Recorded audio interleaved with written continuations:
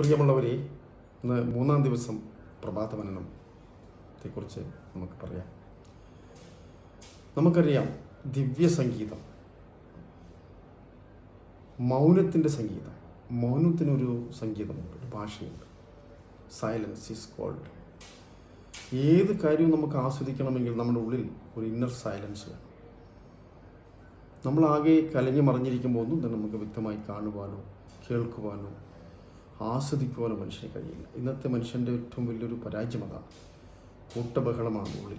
അതുകൊണ്ട് പുറമേയുള്ള ബാഹ്യമായ ഒരു പ്രകൃതിയുടെ മാറ്റങ്ങളോ ഒരു പൂവിനെയോ ഒരു പക്ഷിയെയോ ഒന്നും തന്നെ ശ്രദ്ധിക്കാൻ ആർക്കും സമയമില്ല. ഇവിടെ നമ്മൾ അല്പം ചില സമയങ്ങളിൽ നമ്മൾ ഏകാന്തമായി ഒറ്റയ്ക്ക് നിശബ്ദതയിലേക്ക് പോകുമ്പോൾ അവാച്യമായ ചില അനുഭൂതികൾ, ദിവ്യ സംഗീതം നമ്മളിലേക്ക് അലയടിക്കുന്നത് കേൾക്കാം. അതാണ് ഡിവൈൻ മ്യൂസിക് എന്ന് പറയുന്നത്. അങ്ങനെ ധാരാളം സംഗീതം ഇല്ലാത്ത ജീവിതമില്ല. നമുക്കറിയാം, ഈ ലോകത്തിൽ music is medicine, wonderful medicine എന്ന് പറയുന്നത്. സംഗീതം ഒരു ഔഷധമാണ്. നല്ല സംഗീതം കേൾക്കണം നമ്മൾ. സംഗീതം നമ്മളെ താരാട്ടുപാടി ഉറക്കും. സംഗീതം ഉണർത്തും, നമ്മെ ക്രിയാത്മകമായി ചിന്തിക്കാൻ സഹായിക്കും.